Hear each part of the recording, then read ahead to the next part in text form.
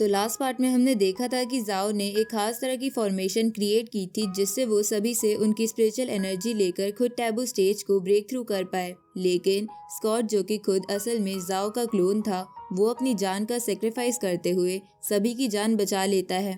और इसी मौके का फायदा उठाते हुए यहाँ जिन ने भी जाओ पर अपनी तलवार से हमला कर दिया था, जिससे जाओ मारा जाता है।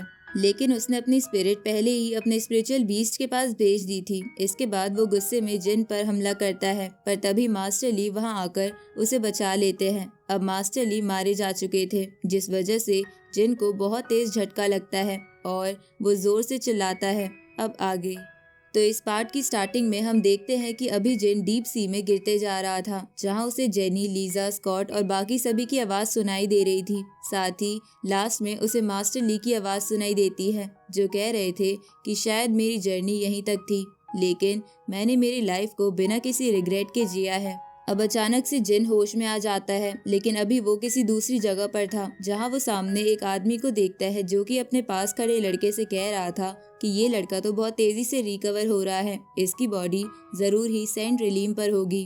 अब तभी वो आदमी जिन की तरफ देखता है। वो देखने में मास्टर ली की तरह लग रहा था। इस वजह से जिन तुरंत ही उसके पास जाकर उसके गले लग जाता है। इस पर वो आदमी जिन से कहता है कि मैं जानता हूँ तुम ठीक होकर खुश हो, लेकिन तुम्हें अभी हिलना नहीं चाहिए। पर अब तभी जिन उस आदमी का गला पकड़ते हुए उसे वहां से दीवार के पास ले आता है। ये देखकर वो दूसरा लड़का, जिसका नाम जुआन था, वो अपनी तलवार निकालकर जिन की तरफ बढ़ने लगता है। लेकिन अब वो जिन पर हमला करे इसके पहले ही जिन उसे अपनी एनर्जी से वहीं पर रोक देता है। ये देखकर मास्टर ली जैसा दिखने वाला आदमी और जुआन दोनों ही हैरान थे। पर अब वो आदमी जिनसे कहने लगता है कि तुमने अपनी आधी लाइफ वेस्ट कर दी होली लैंड को ज्वाइन करने के लिए, क्या तुमने बस ये हमें खत्म करने के लिए किया था? ये सुनकर जिन रुक जाता है और सोचने लगता है कि क्या ये सब एक इमेजिनेशन है। पर फिर वो उस आदमी से कहता है कि नहीं, तुम मुझसे झूठ बोल रहे हो, सच सच बताओ कि आखिर तुम हो कौन? जिस पर वो आदमी कहता है कि लोग मुझे मास्टर ली कहकर बुलाते हैं और मैं ही वो हूँ जिसने ओरिजिनल होली लैंड को बनाया है। अब ये सुनने के बाद जिन बहुत ही ज्यादा हैरान हो चुका था। साथ ही वो समझ गया था कि वो कई हजारों साल पीछे आ चुका है। इसके बाद अब सीन चेंज होता है। हम देखते हैं कि अभी मास्टर ली कुछ लोगों के साथ बैठकर उन्हें जिन के बारे में बता रहे थे। साथ ही वो ये भी कहते हैं कि जिन ने उन्हें बताया है कि हम पर कुछ रॉबर्स का बहुत खतरनाक हमला हो सकता है।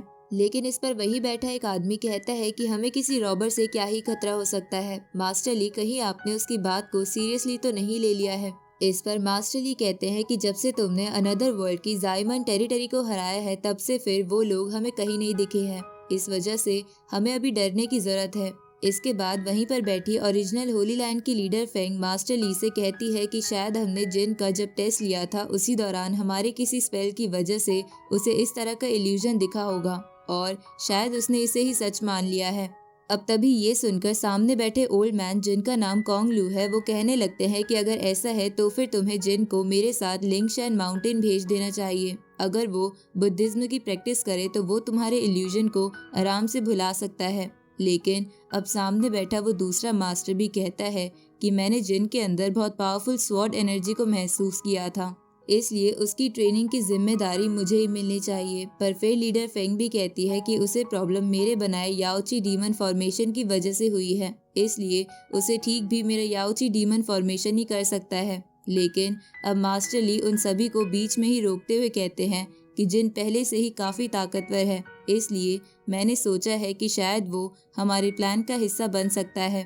इसके बाद अब हम जिन को देखते हैं। वो अभी अपने निर्वाणा फायर फ्लेम्स चेक करते हुए कह रहा था कि पास में आने की वजह से मेरा लेवल फिर से सेंट रिलीम की अर्ली स्टेज पर आ चुका है। साथ ही जिन समझ गया था कि रिवर माउंटेन मैप ने उसकी जान बचाने के लिए उसे पास्ट में टेलीपोर्ट कर दिया। लेकिन इस टाइम लाइन में भी जाओ ऑलरेडी टैबू स्टेज पर होगा, जिस वजह से जिन अभी भी उसे नहीं हरा सकता। इसलिए अभी वो गुस्से में वहां दीवार की तरफ हमला करता है। लेकिन तभी वह मास्टर ली आ जाते हैं, पर वो किसी तरह से उस अटैक से बच गए थे। वो यहाँ जिन से कहते हैं कि मुझे पता लगा कि तुमने होश में आने के बाद से कुछ भी नहीं खाया है, ना ही तुम सोए हो और ना ही तुमने आज की क्लास अटेंड की है। आखिर तुम चाहते क्या हो? इस पर जिन कहता है कि मैं बस दुनिया को खत्म करना चाहता हूँ।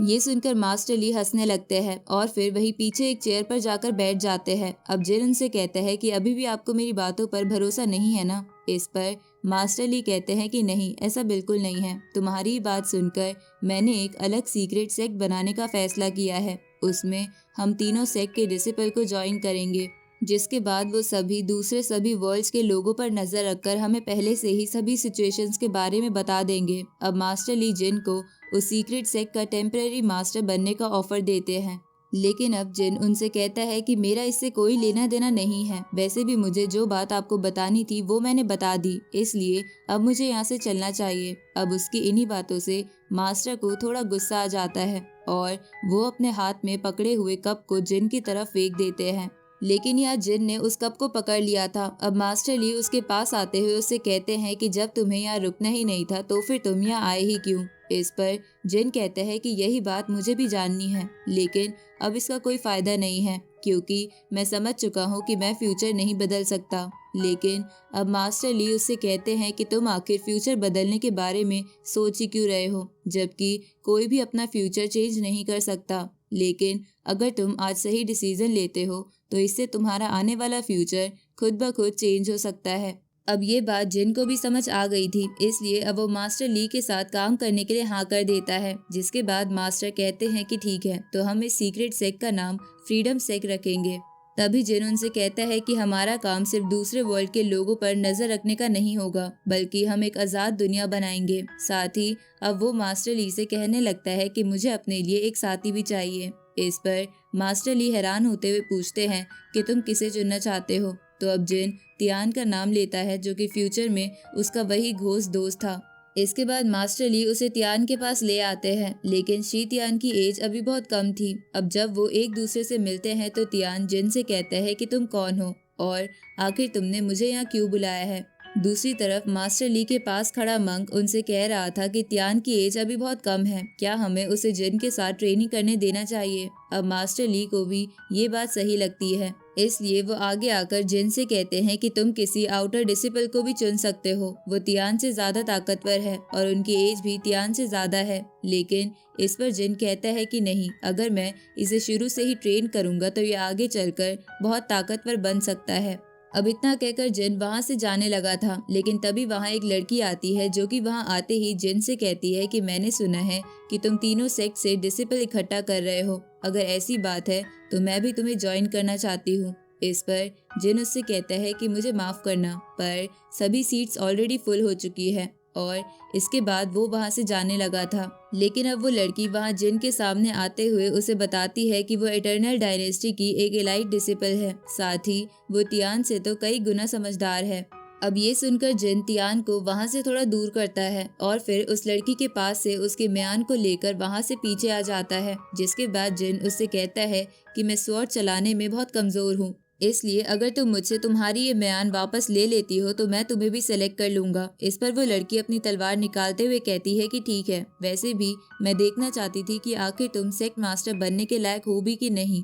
इसके बाद वो जिन पर अपनी स्वॉर्ड एनर्जी से हमला कर देती है, लेकिन जिन उसके अटैक को बहुत आसानी से डॉज कर रहा था। ये देखकर वो लड़की मन में सोचती है कि ये लड़का बहुत स्लो है, मगर फिर भी मुझे कोई भी ओपनिंग क्यों नहीं दिख रही। लेकिन इसके बाद अब वो वहाँ हवा में आकर अपनी स्वॉर्ड फॉर्मेशन बना लेती है और अपनी स्वॉर्ड एनर्जी को रिलीज कर देती है। पर तभी जिन ने उस म्यान को वहीं ऊपर की तरफ उछाल दिया था, जिससे वो लड़की अपनी स्वॉर्ड फॉर्मेशन को छोड़कर सीधा उस म्यान की तरफ जाने लगती है। लेकिन अब जिन भी अपनी एनर्जी रिलीज करता है, जिससे वो लड़की वहां से दूर हो जाती है। पर फिर जिन जल्दी से म्यान को लेकर उस लड़की को भी कैच कर लेता है, जिसके बाद वो उसे नीचे लाकर कहता है कि अब तो तुम हार मानती हो ना। मगर तभी वो लड़की जिन के हाथ से अपनी म्यान लेकर वहां से दूर आ जाती है और कहती है कि ये सब तो मेरे प्लान का हिस्सा था। जिस पर जिन भी हंसते हुए कहता है कि इस चीज में तो तुम मुझसे भी अच्छी हो। और अब उसके इतना कहते ही ये पार्ट यहीं पर एंड हो जाता है।